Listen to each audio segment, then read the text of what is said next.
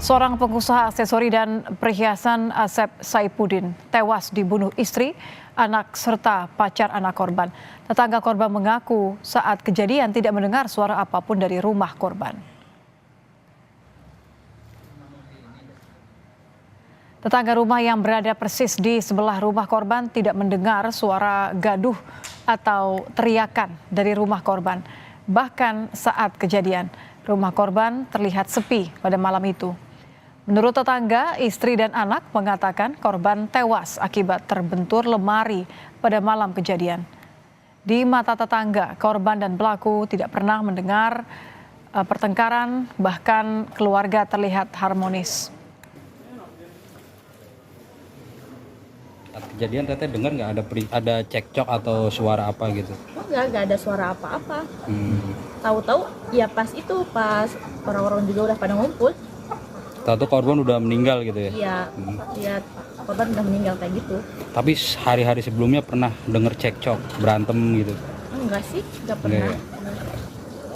Iya, berarti selama ini si korban dan pelaku ini rukun-rukun aja ya Teh ya? Iya, setahu saya mah.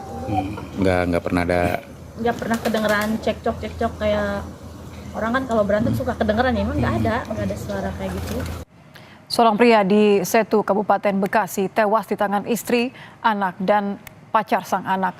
Pelaku lalu memakai data korban untuk melakukan pinjaman online hingga puluhan juta rupiah. Polisi berhasil mengungkap kasus pembunuhan Asep Saipuddin, seorang pengusaha aksesori dan perhiasan di Kabupaten Bekasi, Jawa Barat.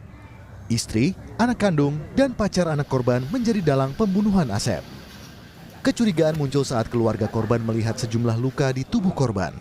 Meski saat itu korban sudah dimakamkan, adik korban meminta polisi melakukan ekshumasi. Kecurigaan itu diperkuat dengan adanya transaksi pinjaman online sebesar 56 juta rupiah di dua aplikasi setelah korban dinyatakan meninggal dunia. Usai melakukan penyelidikan, polisi akhirnya menetapkan J dan SNA, ibu dan anak korban, serta HP, pacar anak korban, sebagai tersangka. Para pelaku merekayasa kematian korban seolah-olah meninggal karena sakit akibat tertimpa lemari.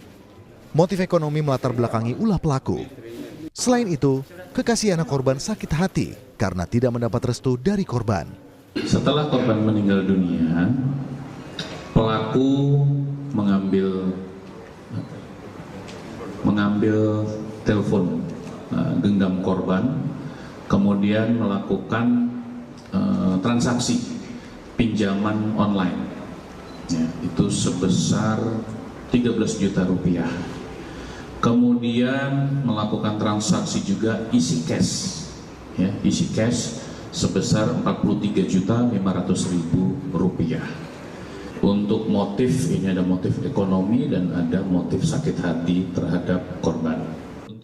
Namun, alasan motif ekonomi pelaku dibantah oleh adik korban. Artinya terbantahkan Bang ya, kalau misalkan kayak pengakuan pelaku kemarin pas di kepolisian bahwa kebutuhan ekonominya nggak terpenuhi atau gimana Bang? Nggak mungkin lah, itu sangat nggak mungkin. Soalnya ya kita tahu maksudnya itu nggak mungkin, orang mereka makan bareng, keluar jalan-jalan pasti bareng. Terus saya tahu kondisi keuangannya nggak mungkin karena ekonomi. Bisa ditanya sama warga sekitar atau warung-warung di sini, dia suka belanja apa aja. Kini, ketiga pelaku telah ditangkap untuk mempertanggungjawabkan perbuatan mereka. Ketiganya dijerat pasal berlapis, pasal 338 Junto 340 KUHP, tentang pembunuhan berencana dengan ancaman hukuman penjara paling lama seumur hidup. Tim Liputan, Kompas TV. Ya, lalu bagaimana penyidikan kasus ini? Kita akan bergabung dengan AKP Ani Widayati, Kapolsek Setu. Selamat malam, Bu Ani. Selamat malam, Mbak. Dengan itu ya, Bu Ani, ini mengenai kasus yang kemudian ada istri, anak, dan calon menantu ya, yang tega membunuh korban. Apakah benar ketiga tersangka ini sempat merekayasa kasus pembunuhan ini? Betul, Mbak. Untuk pelaku J sempat merekayasa kasus ini dengan menjelaskan kepada keluarga bahwa kematian korban karena cekcok awalnya ya, saling mencekik, dan pelaku mendorong korban sehingga kepala korban itu terbentur lemari. Kalau pengakuan dari ketiganya, ini artinya merencanakan untuk membunuh korban atau sejak kapan sebenarnya? Jadi ketiga pelaku itu sudah merencanakan akan menghabisi nyawa korban sejak 2 minggu sebelum kematian, yaitu tanggal 17 Juni dan tanggal 24 Juni dengan cara mencampurkan minuman rinso cair atau soplin ke dalam minuman soda susu dan floranida. Floradina, maaf Mbak. Berarti kalau ini berarti dugaannya adalah diberikan racun terlebih dahulu atau ada aksi sebelumnya, Bu Ani?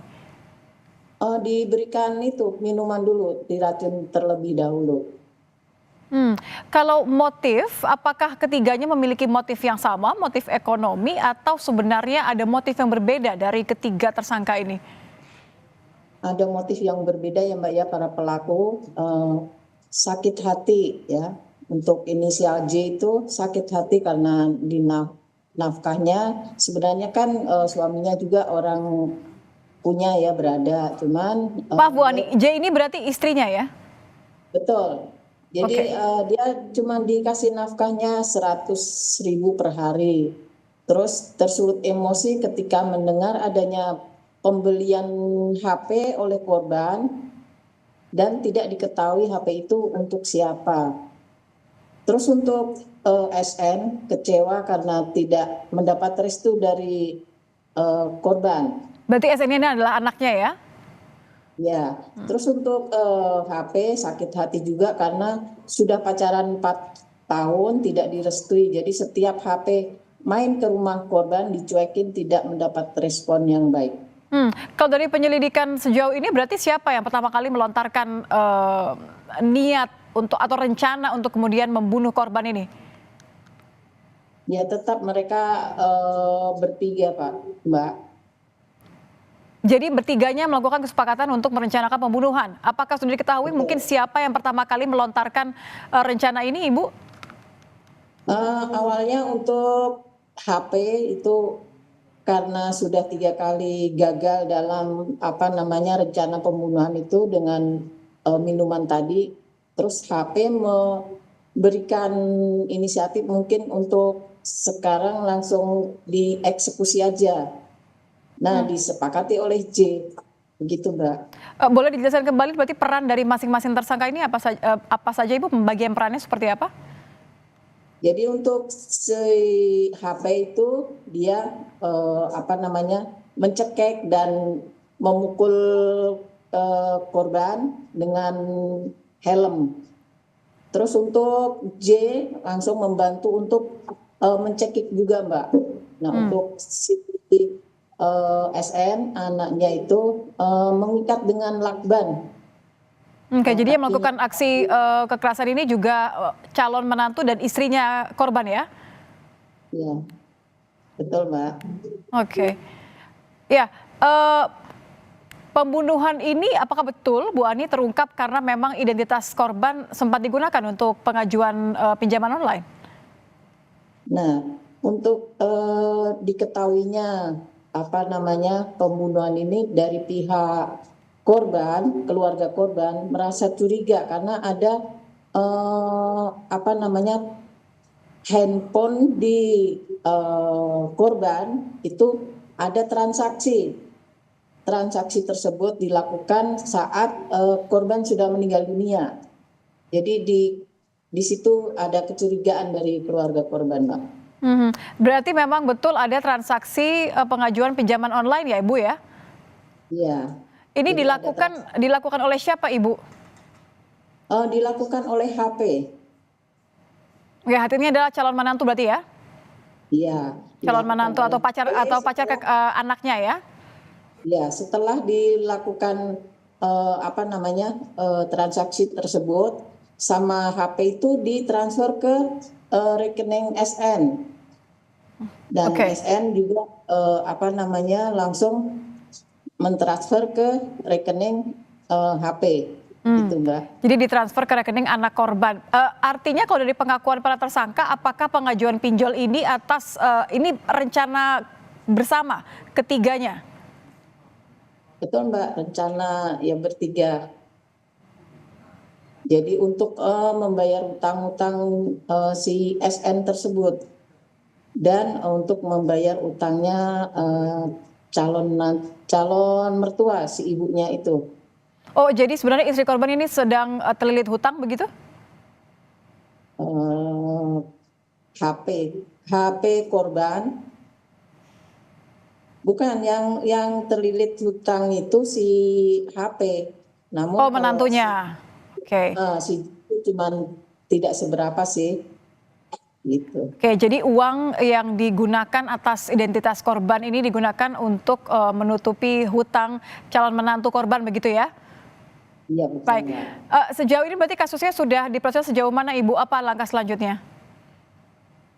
Sekarang sudah pemberkasan, penyidikan, yang nanti setelah selesai akan kita ajukan ke JPU. Berarti pasal pembunuhan berencana ketiganya?